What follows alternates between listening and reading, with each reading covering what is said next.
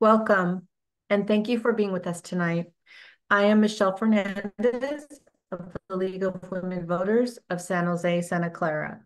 The League of Women Voters is a trusted membership organization that encourages informed and active participation in government. We do not endorse or oppose candidates or political parties. The League participates in issue advocacy and voter education.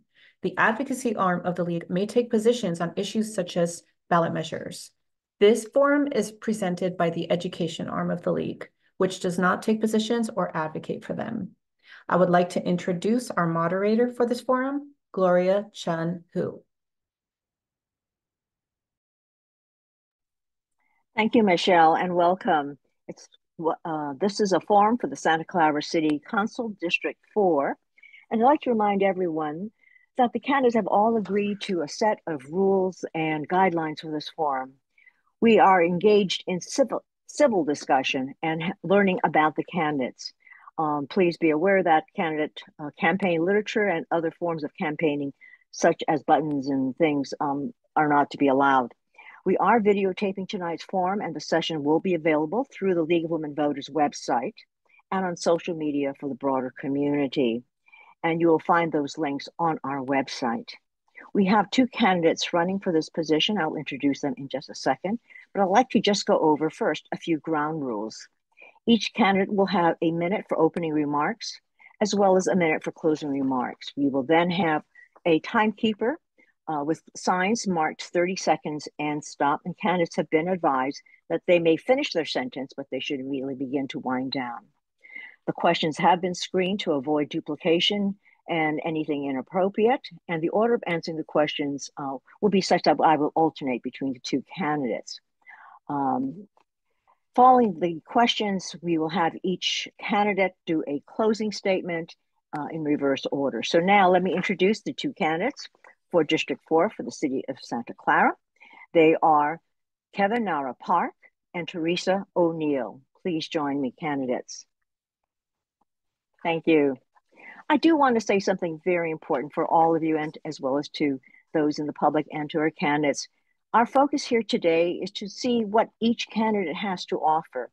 We want to understand his or her qualifications and how their selection will impact governing and what their policies and priorities are, because that will help the voter to understand who it is that you will want to elect. In today's especially divisive political environment, the League is especially concerned about the kind of things that are happening in the political arena, and we encourage each candidate to discuss their own proposed actions and plans and to refrain from attacking other candidates. The forums are designed to help the voter make decisions and not to further discourse. So with that in mind, let's begin, and we'll start with opening statements. So we'll start with you, Mr. Park, your 1 minute opening statement so we can learn more about you. Hello, my name is Kevin Park, and I've lived in Santa Clara for almost 30 years now. I started my civics career about 15 years ago when we had a project that was coming into the neighborhood. Everyone says that all politics is local politics, and local politics starts with the neighborhood issue. It's very true for me. I went to every single city council meeting. I tried to find out what the issues were, but more importantly, I was a voice for the people in my neighborhood who said, "Hey, Kevin, I can't stay too late. I can't do these kinds of things. I have children. I have other responsibilities." And I realized that as the only council member in working class with a child in grade school and mortgage, there's a lot of things that people don't have representation on, and that's something that I realized. I would like somebody else to do it, but if nobody else can do it, then it's me. And I think that being part of being able to represent not just my neighbors, but other people like me has been a fulfilling thing in the last couple of years. It was never my intent, but here I am, and I've got a responsibility, and I'll take it seriously. Thank you, Mr. Park. Teresa O'Neill, your opening statement. Thank you very much to the League for having us here this evening. I'm a lifelong member of the Santa Clara community, and I care very deeply about this community. I've spent my life serving the community ever since I was in school. And I didn't expect to be here talking to you tonight in a setting such as this as we approach another city council election. But unfortunately, Santa Clara currently has a climate in its city government that's discouraging many people from running for city council.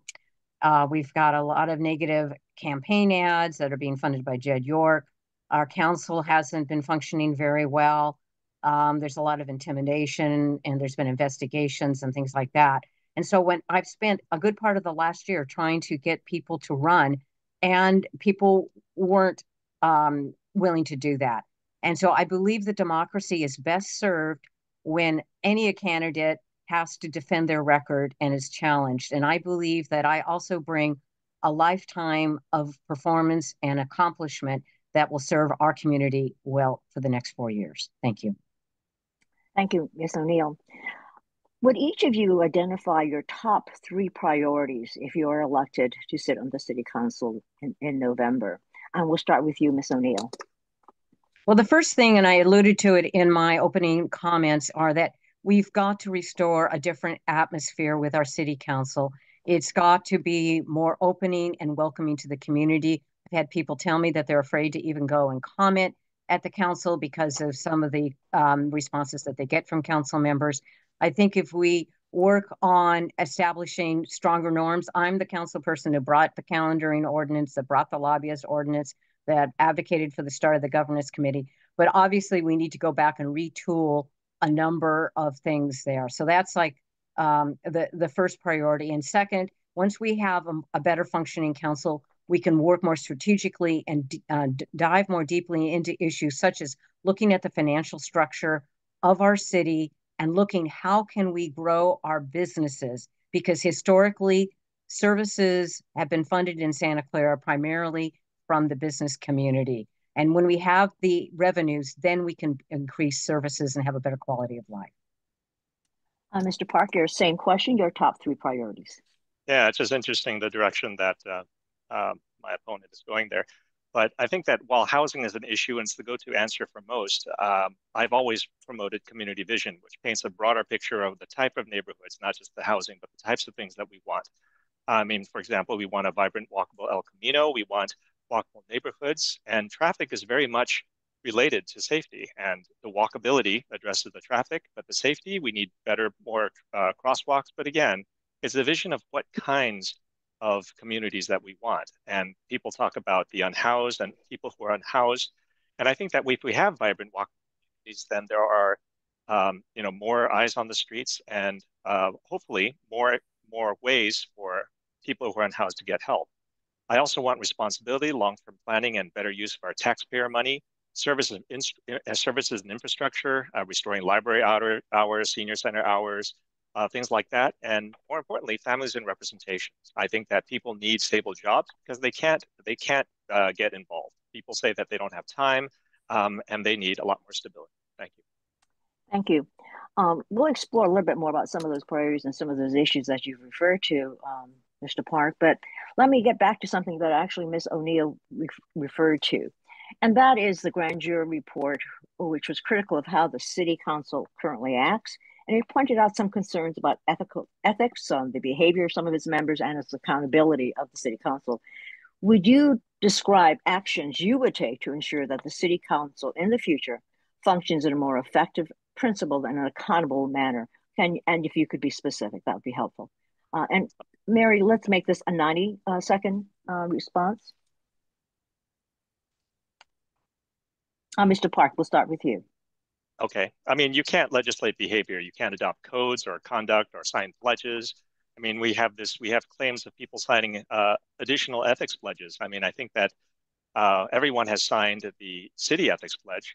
And when we talk about the civil grand jury reports, I think everybody wants you to talk about the civil grand jury reports, but we haven't really talked about the substance of the reports.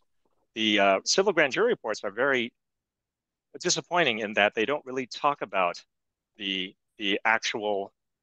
I mean, they talk about examples, but when they say that the council is dysfunctional, I mean, that actually indicts both sides. I mean, all sides of council. So the fact that they focus on one side without addressing the issues for the entire council are kind of disturbing. And when you look at the connections between civil grand jurors and the people who are running and the people who have traditionally run the city, it's very disappointing. People say that civil grand jury reports haven't been around. They have been around in the city of Santa Clara. We talk about there haven't been leaks. There have been lots of leaks in the city of Santa Clara.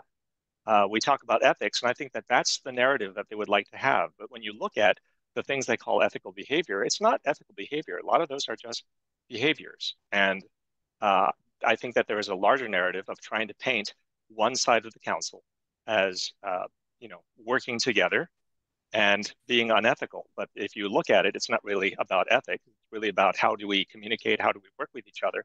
And the problems that they pointed out are endemic at every city council in almost every single city. And it's clear that the civil grand jury reports are targeted reports. They're not actually being open or even-handed or neutral. Thank you. Thank you, Mr. Park. Ms. O'Neill? Yeah, so about 5 or 6 years ago, I was the chair of VTA, and during that time period, there was a civil grand jury investigation that was going on that I couldn't speak about for many months.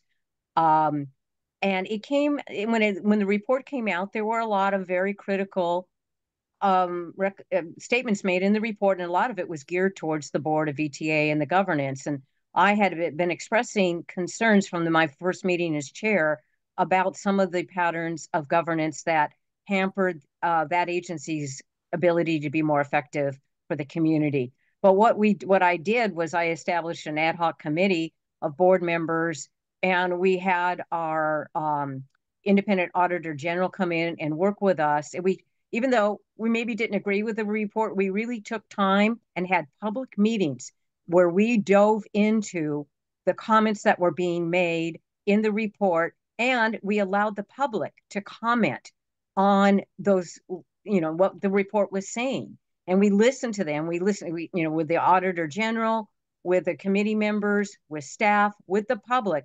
And we went through exhaustively for months to talk about what were things that we could change, what were new norms that we could establish. And I think the VTA meetings after that, not everything was done that I wanted, but that's how you move things forward. There were changes that were made, and I think the VTA meetings have been running more effectively, and people have been a little bit more pleased with the outcomes.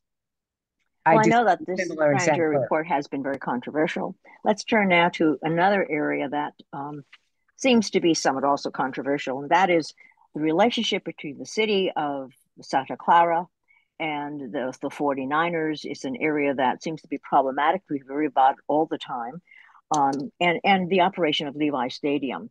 And yet, this is an important economic driver for the city of Santa Clara. So, from your perspective, what are your thoughts about that relationship? Are there things that should be changed? Are there problems with it? And how would you, as a city council member, address that? We'll start with you, Ms. O'Neill.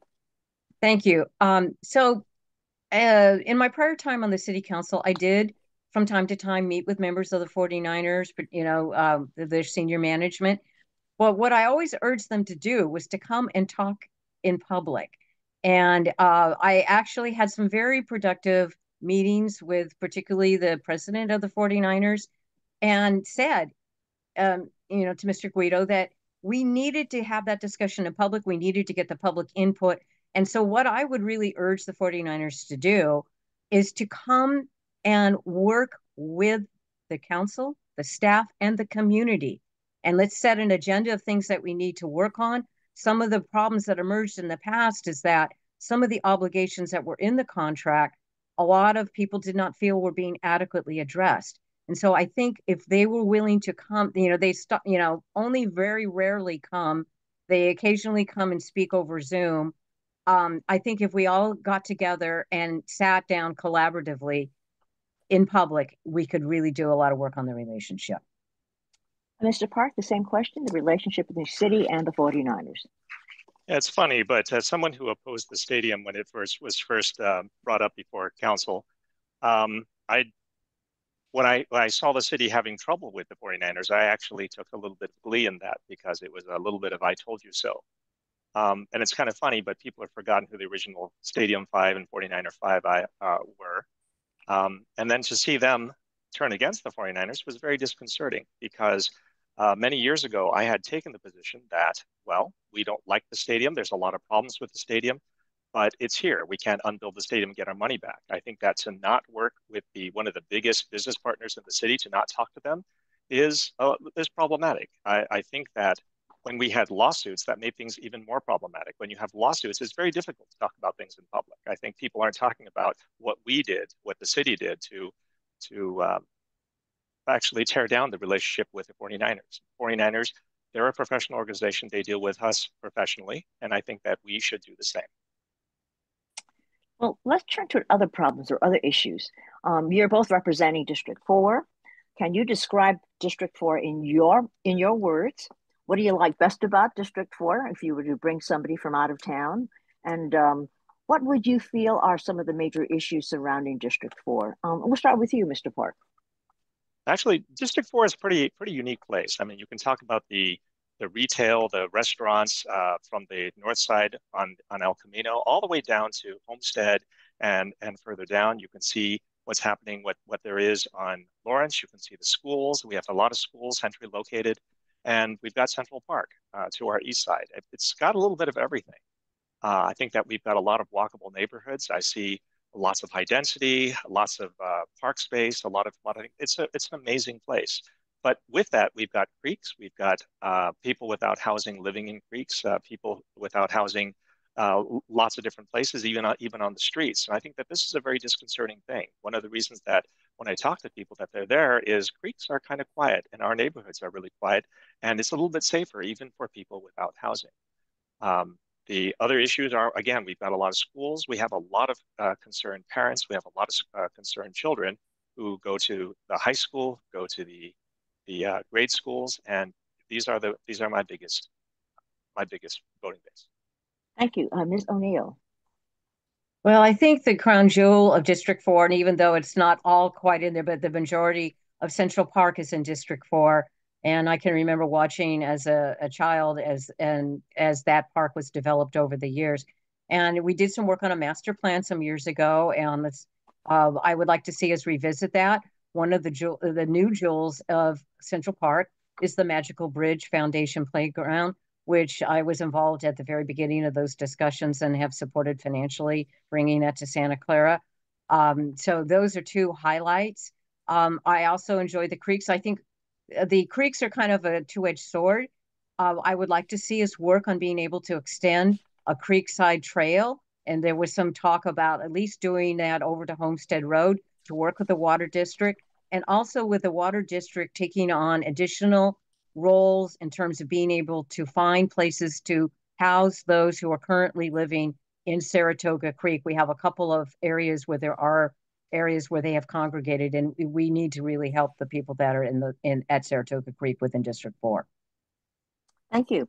An area that voters always ask about is how do you communicate, and how would you best communicate with the people who are in your district? And specifically, one of the questions asked is, would you consider having regular meetings in your community, in the neighborhoods, so that members of the residents there could communicate and chat with you? So the question is what would you do to facilitate communications between yourself representing them at the city council and the neighborhood? And we'll start with Miss O'Neill, I think. So in my prior time when I was on the council, I did have monthly meetings that were open usually on late Sunday mornings at a dining room at a local restaurant where anybody could come, and we would take any topic, and I would stay for as long as it was required to hear what people had to say and to answer their questions. And I think I learned a lot about those people. Councilmember Park occasionally would come to some of those meetings. I also would send email updates to people. And I think that the city does have a tool where you can, council members can send out a newsletter that the city will distribute with its monthly city newsletter. And I think that can be much more better used along with social media. And to these days, there are many options of communicating. And I'm always willing to do a one-on meeting. Usually I used to do them at City Hall if anybody wanted to meet me individually. Thank you. Mr. Park? Yeah, I remember when Jamie McLeod used to have the community meetings, and I used to go to almost every single one of those meetings. And when Teresa was a council member, I used to go to those meetings as well. I remember that it was very nice to have. As a council member, I haven't had those community meetings as much, but I do go to different community groups. I have go to almost every event. Every single person that sends me email, every single person that sends me a phone call, I do try to get back to them on those things. If you look at my calendar, you'll see that I meet, if I compare calendars, I meet with residents and people almost, well, quite often, more than almost any of council member that I can see. Or at least that's listed on the open calendars. And I would like to continue that. I asked early on if we could have a continuous list so people could sign up for information about District 1, District 2, District 3, District 4, and we could send those out. And that way, even when a new council member comes in, the method of communication, the method of signing up for newsletters and information would not change with the council member. And this is something that I think staff is working on, and we'll get that out there soon. Thank you. Let me now just turn to sort of the broader question that is been asked. Do you feel, or have you identified any areas, challenging areas or problematic areas where perhaps their services need to be updated or reworked, where there's a need for change in how the city of Santa Clara serves its residents? Are there any specific areas you've identified or could point to? We'll start with you, Mr. Park. Okay, well, that's a really wide area. I mean, yeah. There's a question to just identify some challenges, I guess, that are citywide and not district specific. No, understood. I think that the way that we do maintenance, the way that we, I mean, we have an infrastructure bond out there, but we wouldn't need the infrastructure bond if we had ways to actually just keep up the infrastructure that we have. It's kind of amazing that we've got assets such as the convention center and the Triton Museum, and we don't really have ways outside of bonds or outside of those kinds of things to keep them up. I think that within the city, I mean, we have a very old city. We have a very traditional city, but I think that there are a lot of modern tools that we could use. We could update the infrastructure even for things like permits or permitting and for paying bills and things like that. I'm at a conference right now. I've talked to a number of people about modernization, what people are doing outside. But when we look at even how we talk on council and how we do our voting and how we raise our hands and how people can speak, I think all of these things talk to how the people can communicate with us. And we've got a very smart, very tech savvy public out there, and I think that we should support how they work.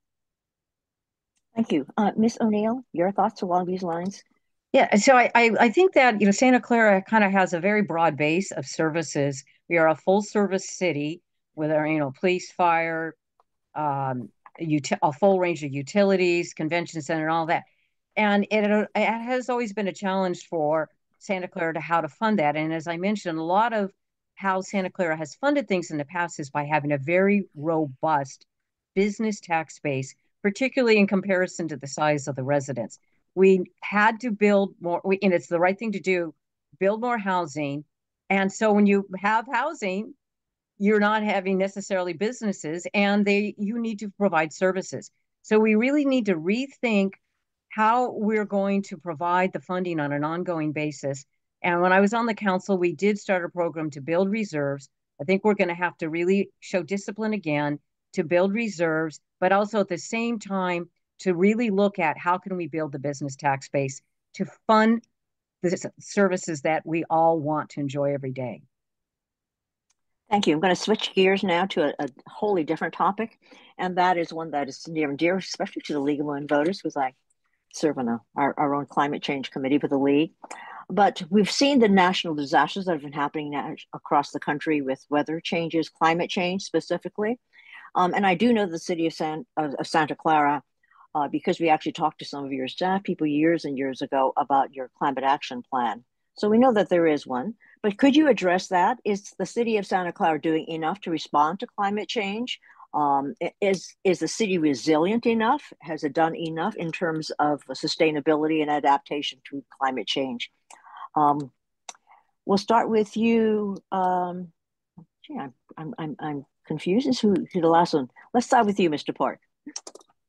So there's no such thing as, are we resilient enough? Are we doing enough? I think that we can always do more. I know that we have a lot of work being done with bicycle paths and with electric cars, and we're trying to remove parking. But I mean, we really need to solve the problem of how do we remove vehicles from the road. We need to solve the issue of what is the safest way, what is the most efficient way for people to do what they need to do. And not everyone's going to ride a bike. I remember when my wife was pregnant, and we have a store that's not very far from us, but telling her to ride a bike to get there isn't the best way to do this. I think that we need to find ways like electric shuttles that replace cars. We've got the Silicon Valley Hopper, but again, the Silicon Valley Hopper just replaces your car with another car. We need to put more people in multiple people in the same car. We need to reduce car trips. And that requires a little bit of design, meaning we've got really good control. I mean, Councilmember Jane has really put uh, some teeth into our climate action plan, but we could do more, and we need to start thinking about how do we reduce what we're using, not just convert them to another form. Thank you, Mr. Park. Ms. O'Neill, your thoughts on Yes. resilience and climate change? So the city has, in the last year or so, adopted a new climate action plan that is a lot more ambitious. And the first climate action plan that we had, when I was on the council, we talked about it. Right, pointed out that we were relying too much just on doing conversion of clean energy within Silicon Valley Power, because we're rather one of the few cities in the area that does own its own electric utility. So we have put much more stringent goals in place in terms of carbon reduction. The climate action plan also, we are looking at sustainability, having more community gardens, doing more composting, things like one of the things I would really want to do is to get a tree ordinance to really work on rebuilding our tree canopy. Even everything you do, like putting light colored slurry seals on the road to reduce the heat island impact. So we have to look at everything we are doing through that lens of how are we going to become more sustainable and resilient. Thank you. I'm glad both of you are concerned about that. Turning now to participation in government.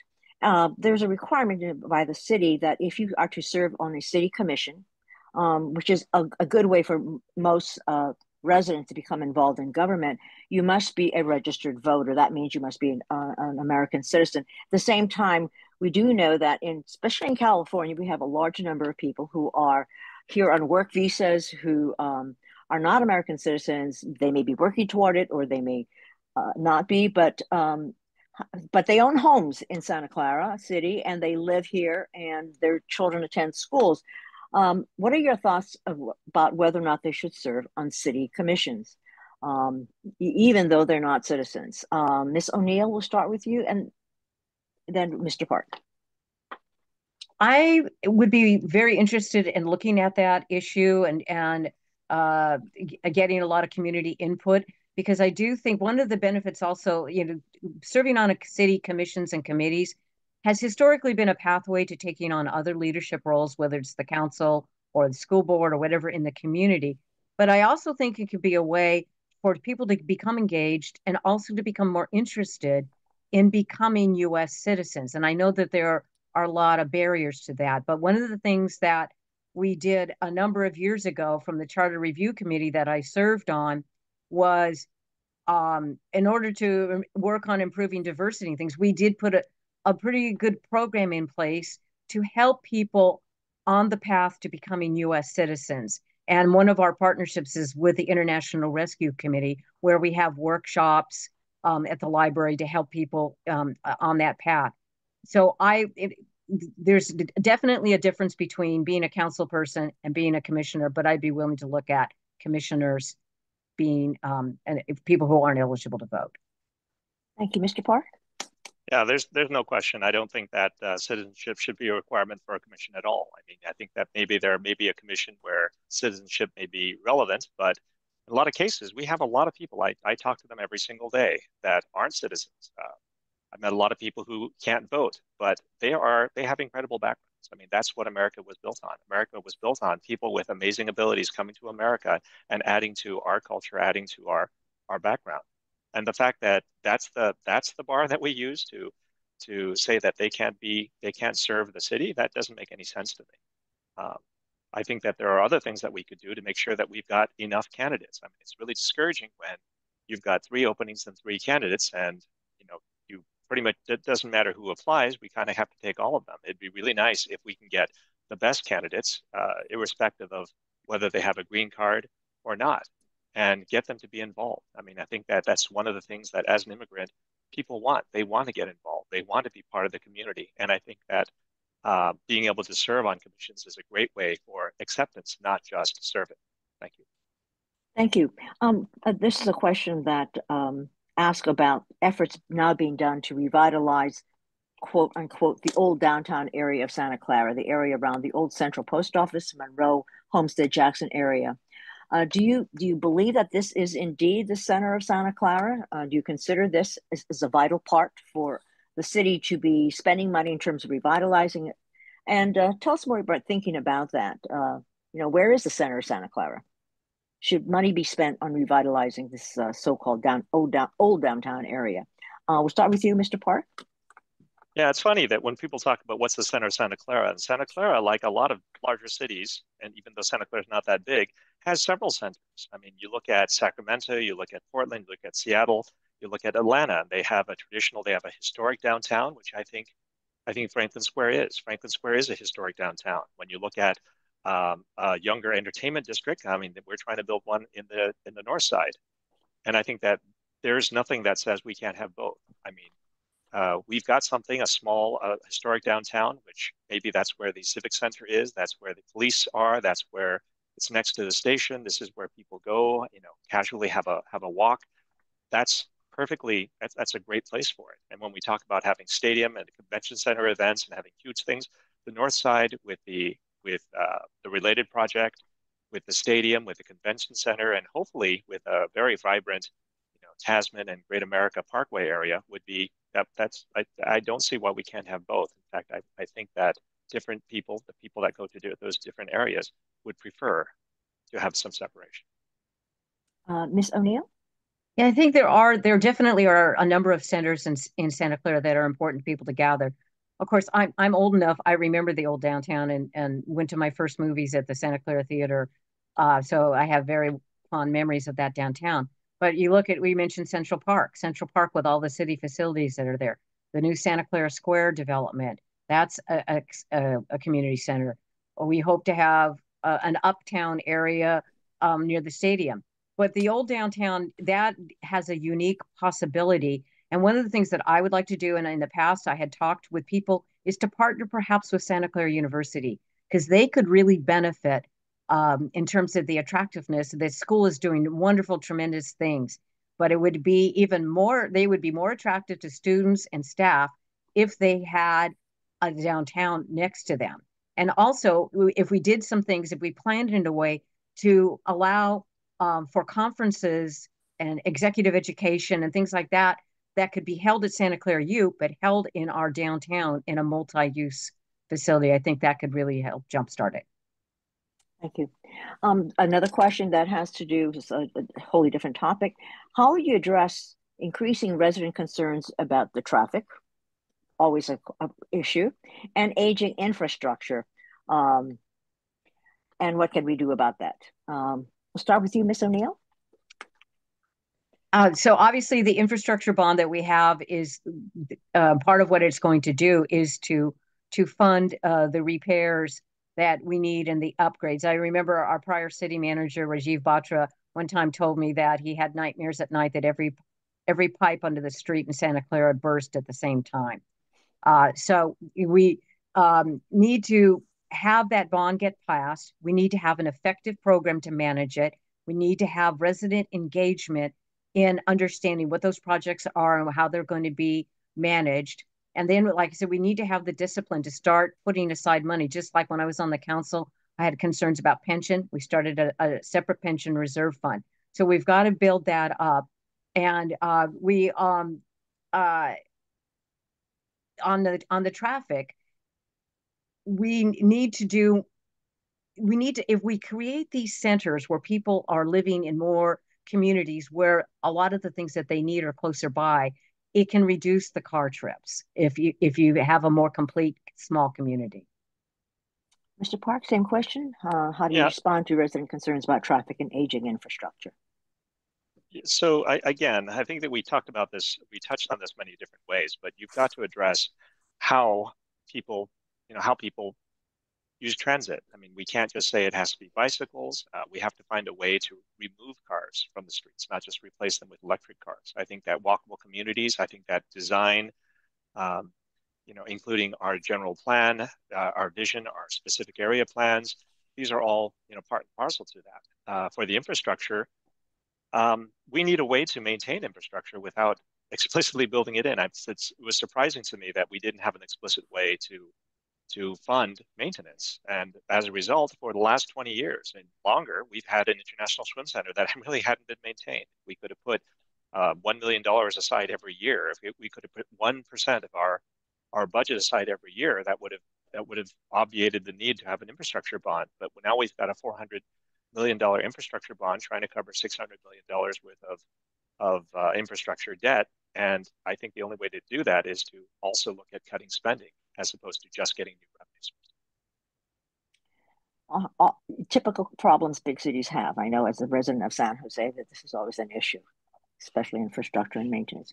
Okay, there's a question that was asked in the previous forum, and I kind of thought it was a good question.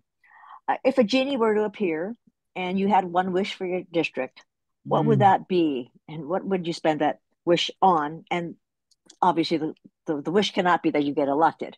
So, what would that be? What would you ask that genie to provide for your district? We'll start with you, Miss O'Neill. While I would love to say fixing Central Park, what I really have to say is that we would find a solution for the people who are unhoused and that are suffering from mental illness that we see, particularly on El Camino, Kylie Boulevard, a few places like that. And, that to me has to be the first priority, is to find a way to treat these members of our community humanely and get them back on a better path in life. Thank you. Mr. Park, what Yeah, I would you mean, have I'd your like to, genie do? well, I'd like to talk about like families and representation, stable jobs, and wages that improve standards of living and things like that. But I also thought that if we did have a government for the people, if we had a government that was focused on, again, what government should be focused on families, on representation for the people, then all the things that uh, Ms. O'Neill talked about would be solved. We would have programs, we would have voucher programs, we would have housing programs, we'd have supportive services that help people who are unhoused. We'd have parks that were being maintained. We wouldn't have to close the International Swim Center if we actually decided, hey, how do we do what's best for the city, even if I don't particularly like that. I think that being resident focused, being city focused would obviate a lot of the fixes that we're trying to put in by having bonds, by saying we wish we could have more housing, we wish the housing could be cheaper, we wish we had services for unhoused people. I think that we have to have a government that supports that thinks that way, and is working together for that objective. We have one final question before we start closing with your final statements. And it's a question that I like to ask because sometimes the questions we get from the community and which the league has helped put together and we accumulate may not touch on everything that's important. There may be some values or some concerns you have that we haven't addressed yet. Is there something that we have not yet addressed that you feel that needs to be addressed, that you'd like to work on, that's important, you believe, for the city of Santa Clara that hasn't been touched on? Or you could spend your time spending a little bit more explanation about something that's important to you. We'll start with you, Mr. Park. Yeah, I mean, I'm sure at the League of Cities conference, and it's funny, but we talk about vibrant cities, we talk about what cities have, and they actually have uh, city councils working. The city is working with other community groups, working with to get a vibrant city. I mean, I know that we've got commissions, but we really don't work with the commissions to come up with great big plans. I mean, we don't talk to the residents enough.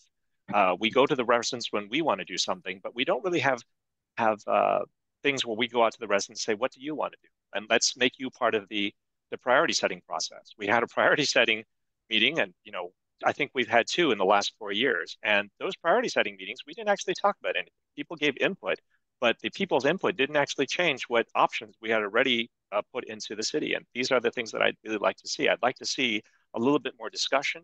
I'd like to see a little bit more input. And I'd like the input that people give to be actually used in our decision-making process. But it seems to be added into our decision-making process, but it's not part of the actual process itself. Well, thank you. Ms. O'Neill? Oh, something that's very near and dear to my heart is to figure out how to truly grow community engagement with our local government and really make them feel like the government is just an integral part of their life, which it is, particularly on the local level. And one of the things that I'd like to do is to really give more empowerment back to the committees and the commissions, rather than having them necessarily kind of like implement a work plan that's almost given to them by staff, to have them generate what is it we really need to be doing and have that ongoing collaboration with the council and have them work with staff and the community in a much more meaningful way rather than giving them busy work to do. I also would like to see us work on having a truly resident community centered government rather than a city hall centered government. I've spoken about this over the years. And I think one of the ways to do this also is to make sure that our feedback loops between committees, the council, the staff are working much more efficiently. Because I hear a lot of people say they send messages to either somebody on staff or a council member or this, and they don't hear back. So I think to build that engagement, we have to help people believe and experience that their volunteerism is being used effectively.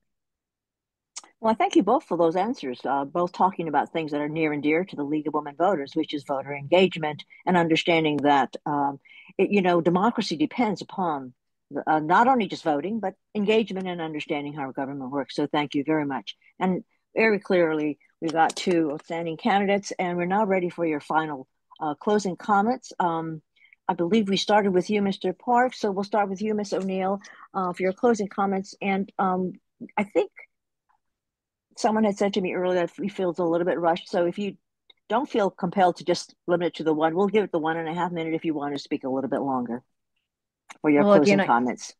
Thank you very much. And again, I thank the League for holding these sessions for the community. Again, I really love Santa Clara. I've been in Santa Clara my whole life, and it touches my heart. I want to see this community thrive. I felt like we've kind of been on a not a very effective and not a very good path the last few years.